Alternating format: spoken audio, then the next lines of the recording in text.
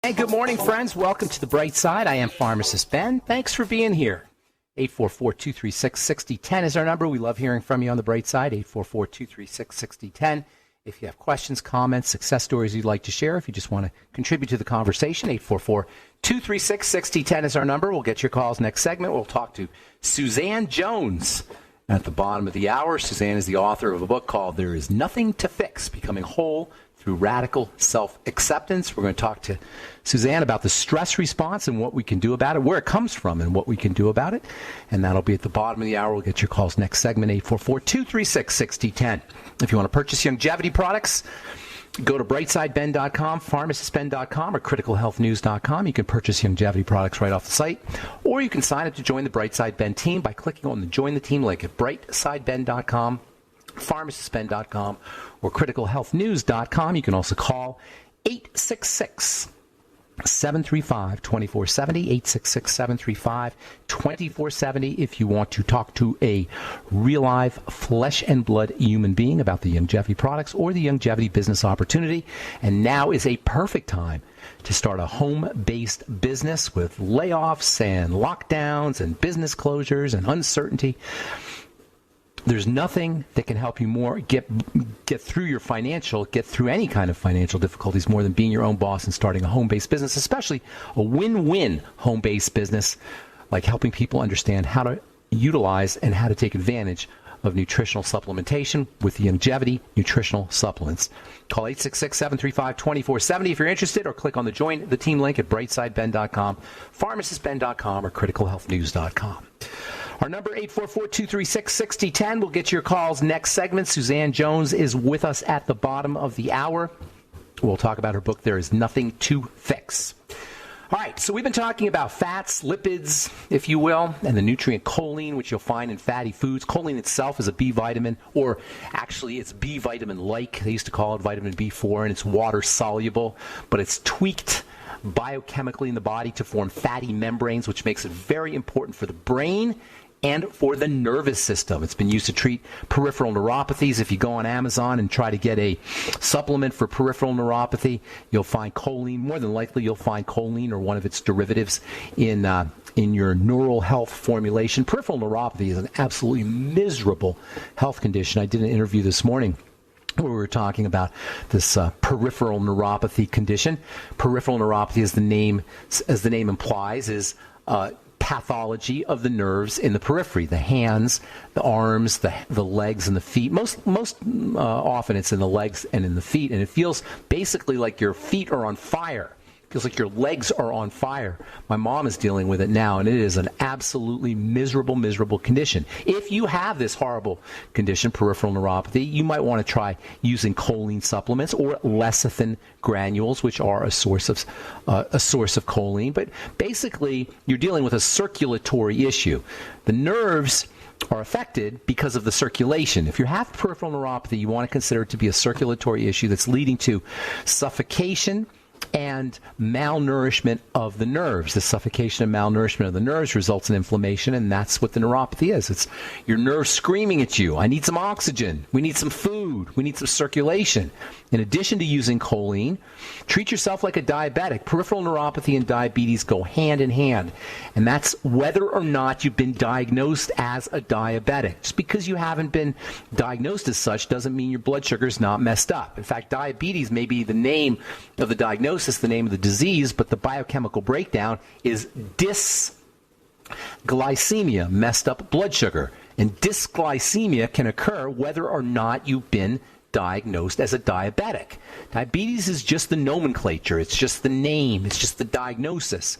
The biochemical breakdown is dysglycemia, and it occurs, you can tell it's occurring if you're symptomatic. And neuropathies are symptomatic of dysglycemia. Obesity is symptomatic of dysglycemia. Accumulation of belly fat is symptomatic of dysglycemia. Liver disease, fatty liver, is symptomatic of dysglycemia. Dysglycemia, all of these symptoms can occur if your blood sugar is messed up, and the doctor will say, well, you're not a diabetic, you don't have to worry about it. Not true. If you got peripheral neuropathy or any of the other symptoms of dysglycemia, work on your blood sugar. Go ketogenic. Go low calorie. And make sure you're exercising. You do all kinds of foot exercises, by the way, with a tennis ball. Just kind of grabbing the tennis ball with your toes and exercising your feet. You could do leg exercises. That's actually one of the best ways to deal with neuropathies, is to make sure you're improving circulation to your extremities by doing exercises. But choline can help also. Alpha lipoic acid can be really helpful. The B vitamins in general, especially thiamine and niacin, can be helpful. And also selenium and sulfur, and of course chromium and vanadium, which you'll find in Youngevity Sweeties products. Choline is also important for the fat processing system. It's a component of bile. Supplementation with choline can help with fat malabsorption issues. If you get a fat malabsorption product from the health food store, and they make various kinds of supplements that you can take if you're dealing with fat malabsorption, they're likely going to contain choline. And one of the most important places where choline plays a role in the health of the body is in liver disease, fatty liver disease, non-alcoholic fatty liver disease, which, as we said yesterday, affects 1 out of 3 Americans. Alcohol, if you're drinking alcohol, and that includes wine, that's going to increase your choline requirement. That means if you're drinking alcohol, you're going to bed at night with wine, or you're drinking vodka to go to sleep, or if you're having a nightcap every evening, chances are pretty good you're going to be deficient in choline, and supplementing with choline can help protect the liver against against fatty liver disease, against non-alcoholic fatty liver disease. It's just going to help protect the liver in general. If you're taking a lot of prescription drugs, that can affect the liver, and choline can be helpful there too. And because the brain is dependent on choline, if you're drinking a lot of alcohol, you may be able to protect your brain, and for that matter, you may be able to protect your entire nervous system from alcohol toxicity by making sure you're supplementing with 500 milligrams or even a gram a day of choline, 500 to 1,000 milligrams a day of choline, and eating choline-containing foods, eggs, seafood, beans, green leafy veggies, cruciferous veggies. In fact, it may not be a stretch to say that choline is it's at least one of the most important nutrients for alcoholics or anybody, not just an alcoholic, but anybody who's drinking alcohol on a regular basis to use. And for pregnant women who are drinking alcohol, you can actually help protect your baby's brain and minimize the harmful effects of alcohol on fetal neural development, to reduce the risks of fetal alcohol syndrome if you supplement with choline, if pregnant moms supplement with choline. According to an article in the July 2018 issue of the journal Alcoholism, Clinical and Experimental Research, prenatal supplements with the nutrient choline can help protect against alcohol-related deficits in children born to women who drink alcohol during pregnancy. There's also a very interesting relationship between choline and something called MTHFR deficiency, which we will talk about when we come back from our break. I am Pharmacist Ben. You're listening to The Bright Side. 844-236-6010 is our number. We'll be back right after this.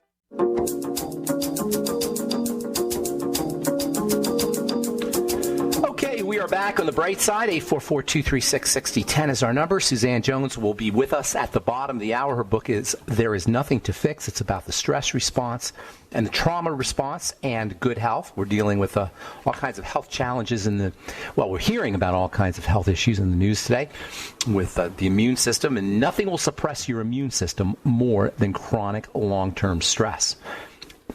Nutritional deficiencies, of course, are also involved in immune suppression, particularly in choline. Choline is very important for the immune system, and choline deficiencies are probably more common than anybody knows. Choline is just one of those all-time great supplements that you don't hear about, partially because we didn't really know about the importance of choline until relatively recently, about 20 years ago. If you've heard about, and probably most of you guys have heard about MTHFR deficiencies, methylene tetrahydrofolate reductase, to those chemists in the audience.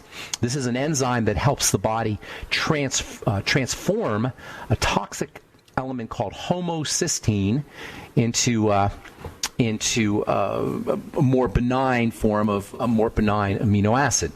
Homocysteine is a toxic amino acid, and it gets transformed or it loses its toxicity via the process of methylation. And methylation occurs via MTHFR. If you have a deficiency in MTHFR, homocysteine can build up. And homocysteine is thought to be a bad guy when it comes to all kinds of health challenges, and MTHFR deficiencies are thus thought to be responsible for a lot of problems. Here's the thing about MTHFR deficiencies. It's not permanent. It's not, even though it is controlled by genes, the enzyme is controlled by genes, just because you have an MTHFR deficiency doesn't mean that you have some kind of genetic defect. It usually means that you're just not healthy. Usually means that your body's just not firing on all cylinders, particularly at the level of the thyroid. Which means that if you have an MTHFR deficiency, you've been told you have an MTHFR deficiency, you've had it tested, and the chiropractor or the alternative practitioner, usually it's alternative practitioners who are talking about this, says, oh, you have this genetic defect. It's an MTHFR deficiency. What it really means is you got to go back to the triangle because you're probably hypothyroid, you're probably got your blood sugar messed up, and you more than likely have a digestive problem as well. So if you've been told you have an MTHFR deficiency, you don't have to freak out about it. You just got to go back to the triangle of disease and deal with the same kind of health issues and the same kind of health challenges that anybody who's dealing with health challenges has to deal with, and that's the thyroid, the blood sugar system, and the digestive system. There's also supplements that you can use to address MTHFR deficiencies. That is supplements that help you methylate, transform, deactivate, whatever word you want to use, homocysteine. And one of the best is choline. Not because necessarily of the choline itself, but because of the choline metabolite betaine. And I'm going to talk a lot about betaine because this is a super fabulous nutritional supplement. And one that is very, very underappreciated. Yeah, choline is underappreciated, but betaine is really, really underappreciated. Betaine, you've probably seen it on the nutrition facts or in the ingredient deck of your Ultimate Enzymes. And most of the time when we see betaine, it's in the form of betaine HCl, betaine hydrochloride. And betaine HCl is in most digestive enzyme supplements. You'll find it in the Ultimate Enzymes, not because of the betaine, but because of the HCl. The betaine has a chemical structure that allows it to carry HCl. It's a carrier for HCl. But what's underappreciated and not recognized sometimes is the betaine itself has very important nutritional benefits, including for methylation. This whole idea of betaine and choline and methylation is all connected to the fact that these molecules are very important for the fat system of the body. Choline is named for the presence, for its presence in bile. Bile actually, or chol actually is the Greek word for bile. And many of the derivatives, cholic acid, for example, are technically considered to be bile salts. Choline is actually a basic building block of what are called bile salts. You may have seen that term on your digestive enzymes. It's in the Ultimate Enzymes as well. That means choline can be helpful for people who are dealing with bile issues. Bile deficiency is a very underappreciated cause of health challenges. And if you're taking a lot of prescription drugs, if you're taking any drugs, if you're smoking cigarettes, if you're interacting with toxicity in any way, focusing on your bile can be really, really important. Bile deficiencies can cause issues with toxicity buildup, cause problems with the absorption of fats, can lead to deficiencies in fatty vitamins, vitamins D, E, A, and K. DEEK can lead to deficiencies in essential fatty acids. If you have heartburn, chronic heartburn, GERD, abdominal tightness and bloating after you eat fatty foods, these are all signs, potential signs anyway, of bile deficiency. And bile can also become sludgy and clogged, particularly if you have food allergies and you're indulging in foods that you shouldn't be eating. That can lead to sludgy bile, which can lead to crystallization of the bile and lead to bile stones. And if anybody's ever had a gallstone or a bile stone, it's unspeakably miserable. There are a lot of people who have their gallbladder taken out just because they can't deal with the pain excuse me, of a gallstone, and that's understandable. But one of the best things you could do if you do have chronic gallstones is make sure you're using choline, as well as betaine, as well as bile salts in general, and make sure you're staying away from problem foods. And because bile is not just important for the digestive system, because it's important for detoxification, particularly of hormones, by the way, of excess estrogen. And if you're dealing with endometriosis or fibromyalgia or any kind of breast tenderness or nodules or cysts or fibroids, all of these can be a reason to focus on bile, because when bile becomes sludgy, you don't clear out your estrogens effectively. Insufficient or sludgy bile leads to accumulation of toxicity. And if you're on prescription drugs, it can make things worse. So focusing on bile, using bile supplements, using your ultimate enzymes, using betaine HCl, using lecithin, which also contains choline. These are all important for focusing on bile and can help fibromyalgia patients, endometriosis patients, women who are dealing with polycystic ovarian syndrome. If you're smoking, it makes it even worse, because many of the carcinogenic toxins that are in cigarettes are eliminated through the bile. And if you're constipated, that makes it worse, because bile is eliminated through toxic bile is eliminated through the bowels, and if you're constipated, the bile just recirculates, and then it becomes sludgier and sludgier and sludgier. So if you suspect bile toxicity, if you're smoking cigarettes, taking prescription drugs, if you have any kind of female hormone issues, estrogenic issues, if you have food allergies, make sure you're supporting the bile system. There's also a very, very interesting connection between probiotics and bile, and keeping the microbiome healthy, the universe of bacteria that lives in the intestine, plays a really interesting role, and one that not a lot of people recognize, in keeping your bile healthy. Same with fiber also. Fiber, making sure you're getting enough fiber, can also help with bile secretion. And fiber, of course, can help you clear out your bowels, as well as magnesium and vitamin C. Those are also good laxatives. Constipation plus the ingestion of toxicity and hormone problems is a very, very bad combination, and more than likely can lead to severe, life-threatening health issues, including cancer. All right, I'm Pharmacist Ben. You're listening to The Bright Side. We'll be back with Suzanne Jones and her book, There Is Nothing to Fix, right after this. Don't go away.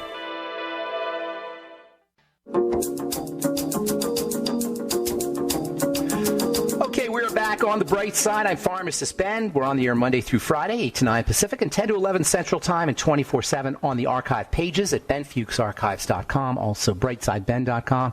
You could purchase longevity products at brightsideben.com, pharmacistben.com, and criticalhealthnews.com. We've got news stories, blog posts, videos, lots of good health information on all our websites, and a Join the Team link that you can click on if you want to start a home-based business and join the longevity team.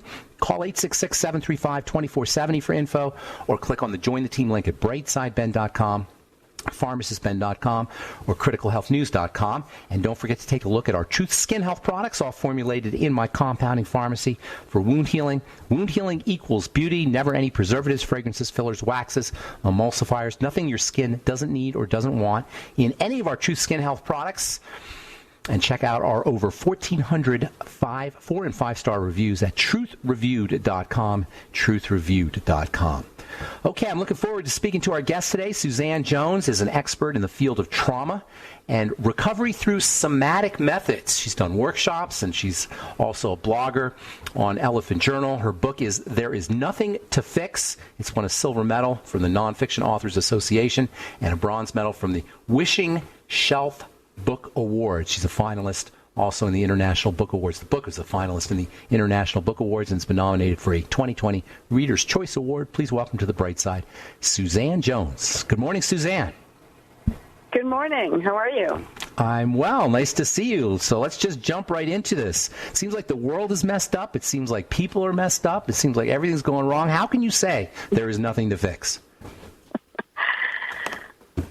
Well, you're right about that. I mean, the world is turning upside down. People are going a little nutty. All this isolation is not good for us. But what I really mean by there's nothing to fix is that everything that causes this discomfort in us, causes this discourse, is rooted in the neurobiological survival system of our bodies, and it really just is a matter of updating it as opposed to fixing it. It's not broken. It's doing what it thinks its job is.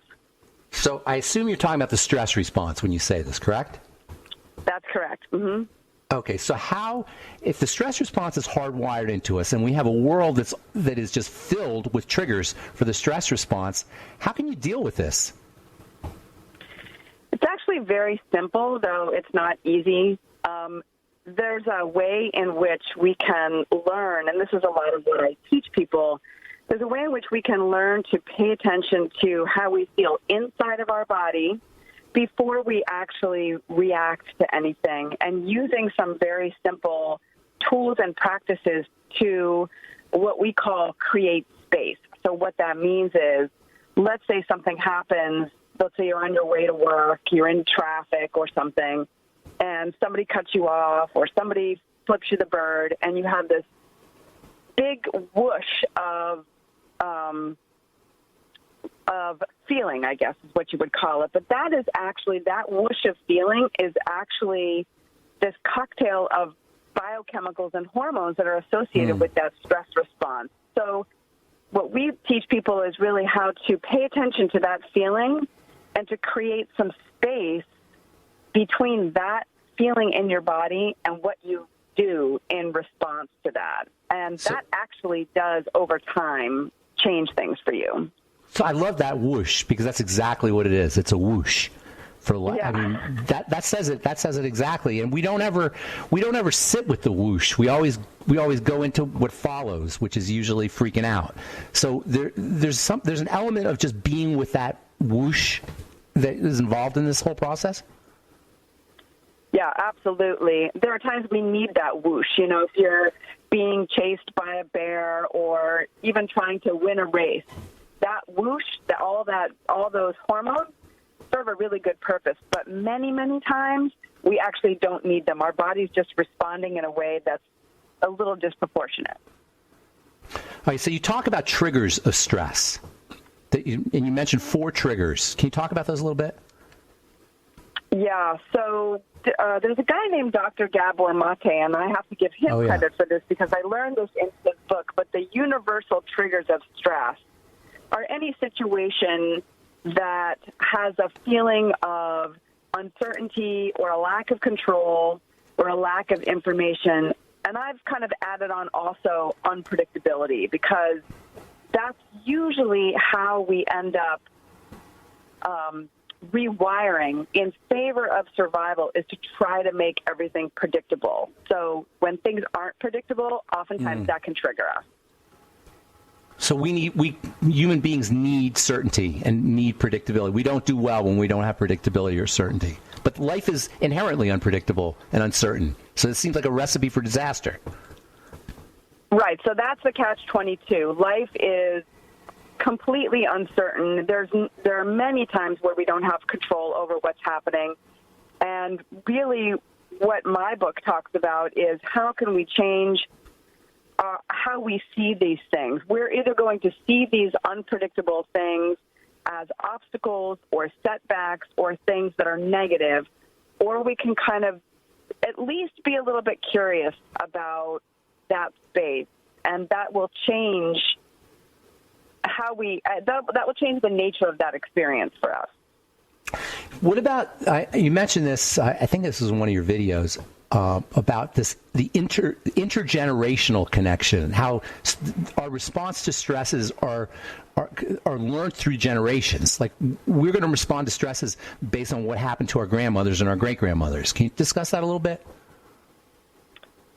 Yeah, if you think about passing trauma from generation to generation as kind of passing a computer programming through two different people, and then as that gets passed along, that last person in line, that computer or that computer program isn't really relevant to their life. So that's a lot of how intergenerational trauma is passed from generation to generation. Is the trauma response in your body is a neurobiological it's neurobiological circuitry, or an imprint, maybe, is the best way to describe it.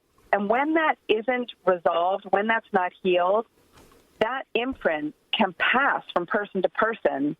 So you and I might have things that our survival response triggers in response to, and we really don't have any idea why, and we can't figure it out. So it just feels like maybe we're just a little nutty.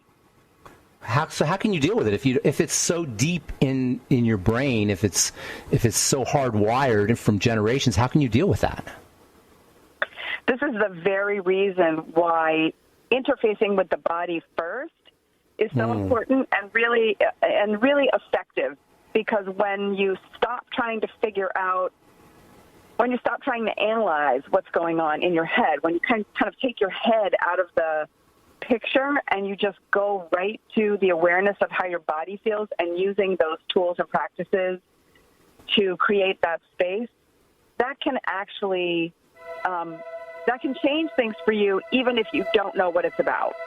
So just learning to listen to the body, or speaking body, if you will, seems like it's the key to this whole process, correct? 100%, yeah. All right. Well, that's really fascinating stuff. So when we come back, I want to talk about compassion, because you mentioned this thing called self-compassion, and I want to talk about that and how it relates to dealing with trauma. We've got Suzanne Jones. Her book is There Is Nothing to Fix. More with Suzanne right after this on The Bright Side. Don't go away.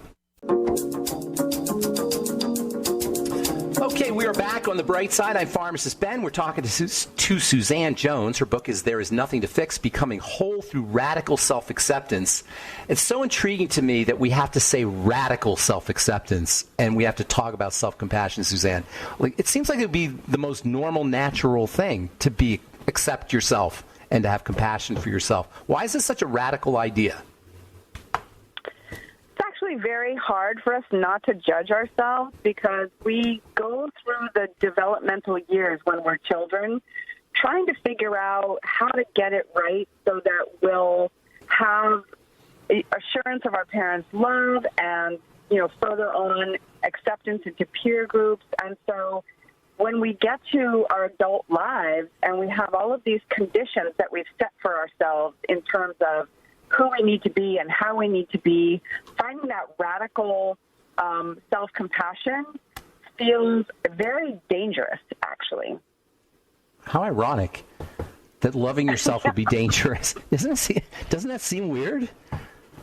Well, it seems weird until you really kind of think about it in terms of evolution and, what our bodies do in order to survive. And really one of the things that I think is very interesting is the whole survival system of our body is still very, very primitive in how it acts, but our society is very sophisticated, and the two haven't really lined up. Mm-hmm. Yeah, that's interesting. Like we're living with caveman neurology or Paleolithic neurology in the 21st century. That's right. And if you got rejected or kicked out of the cave back then, you would actually surely die. Mm-hmm. Yeah. So we're still wired to survive by connecting. And that's really important, that whole idea of connection as well. And I think connection with parents, too. I mean, doesn't a lot of this have to do with a sense of disconnection from our parents or our primary caregivers at a young age? Absolutely. We can perceive disconnection even under what would be considered normal circumstances, just because we're so young and our brains aren't really developed enough to understand the full picture.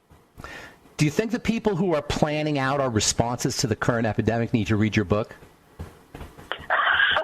Yeah, absolutely. Like we're doing everything wrong, aren't we? Well, I don't know. I don't know if I'd say we're doing everything wrong, but what I will say is that there's such a divide that it's not helping. For sure. There's a way in which we can connect, come together, and I think that there would be more unity, more harmony, and things would actually move forward in a more impactful way. Do you see how we're encouraging disconnection with our response to what's going on in the world today, with masks and with lockdowns and keeping people social distancing? Even the term social distancing seems so horrible. It's like it's the exact opposite of what you're talking about here. Yeah, it's actually very bad for us. I did actually write an article for a website about the hidden cost of social distancing. There is a way in which our body triggers continuous stress when we're isolated, and that can lead to long-term negative impacts. So it's important to know there's going to be a mental health crisis that follows this pandemic for sure. Do you think Orthodox medicine and Orthodox medicine's response to these things, as well-meaning as it may be, is kind of unsophisticated and simplistic? Well, I don't know that I would go that far. I would just say that I think there are also other options that are helpful that can be added in, that can be validated and offered in along with other medical interventions. So, like psychological kinds of things, I assume you mean, correct? Yeah, because when you have a lifetime of toxic stress or chronic stress running through your body, that actually does lead to physical disease and lots of autoimmune conditions and things like that. So it has to be considered into the whole health picture. Absolutely. How much of physical disease is related to these things? Do you think all of it or a large percentage of it? Well, I think a large percentage of it. Again, one of my mentors is Dr. Gabor Mate, who wrote a book called When the Body Says No, and it really is all about chronic stress leading to specifically autoimmune diseases, so things like cancer, MS, ALS, things where your body sort of turns against, even things like eczema or leaky gut system. These are things where your body turns against itself. It kind of attacks itself. Yeah. And Dr. Mate has really been able to connect all of these types of diseases to stress, this continuous stress feedback loop. And in particular, and this is really important, not necessarily in the way you think, not like, oh, I have so much work to do, I can't get it done, but saying yes when you want to say no. Being somebody who you aren't really, but being that person because you think it's who you need to be. That is a source of continuous stress in your body. Inauthenticity. Yeah. Not being true to yourself. Speaking of Dr. Mate, where does addiction fit into all of this? Well, I've worked with a lot of people recovering from addiction, and there is now some new ideas that addiction is really rooted in this idea of disconnection and feeling like you don't belong or there's something about you that just makes you fundamentally flawed. And the discomfort that creates somatically in your body is so intense that taking a drug to sort of numb that or to distract yourself from that makes a lot of sense if you think about it that way. It's just in the long term, it's very bad for you, obviously. Trying to fill something, trying to fill up a hole, like self-soothe in a way. Is that what you're trying exactly. to? So give us a strategy for dealing with that. Say somebody wants to quit something, quit coffee, for example, something that seems like benign as coffee or caffeine. How can we use your techniques or your strategies or your concepts to deal with something like that? Oh, that's a great question. I appreciate you asking that. The most important thing is for you to notice how your body feels before you reach for that coffee, when you reach for that coffee, after you drink that coffee, right? And kind of to start with noticing how you feel in your body every step of the way. Wow. So that you can actually start to use tools to be with the feelings that drive you to reach for that thing without reaching for that thing. Do you think there's a dichotomy or a continuum between being mental and being somatic, and our problems lie in being towards the mental side of the continuum as opposed to the somatic side? 100%. I would say that the majority of human suffering is in the mind, right? The sensations we have in our body, those are unavoidable. So that's pain that's unavoidable, but the suffering is avoidable because the suffering is created in our minds when we start to tell ourselves that we're not good enough, or there's something wrong with us, or that we have to fix ourselves. So I agree with that statement 100%. Okay, so we got about a minute left here. Why should somebody buy the book, and what are they going to get out of reading the book? Somebody should buy the book if they want some freedom from their emotional, self-bondage or their turmoil. And what was the second question? What are they going to get out of it? Yeah. What would they get out of the book? What are they going to get from reading the book? They'll get a completely new understanding of themselves and lots of tools and practices to use to recover. Awesome. Your website, give out your website, please. SueJonesEmpowerment.com. So SUEJONES empowerment.com. Is the book on Audible? Is it available on tape? It is. Awesome. Yes, it is. Awesome. All right, great. The book is There Is Nothing to Fix, Becoming Whole Through Radical Self-Acceptance. Suzanne Jones. Thank you so much for being on the bright side, Suzanne. Appreciate it. And one more time on your website. One more time on the website. SueJonesEmpowerment.com. SuzanneJonesEmpowerment.com. Thanks so much for being. Sorry, correction, not Suzanne. SueJonesEmpowerment.com. SueJonesEmpowerment.com. Thanks for being on the bright side. Best of luck to you. Thank you, Suzanne. Thank you for having me. Take care. Have a great day. Okay, take care. There is nothing to fix. Suzanne Jones is the author. Becoming Whole Through Radical Self-Acceptance. SueJonesEmpowerment.com is her website. And that is all the time we have for today on the bright side. Thanks for listening. I am Pharmacist Ben. Have yourselves a wonderful, beautiful, awesome, spectacular day. We'll talk to y'all later, folks. Bye for now.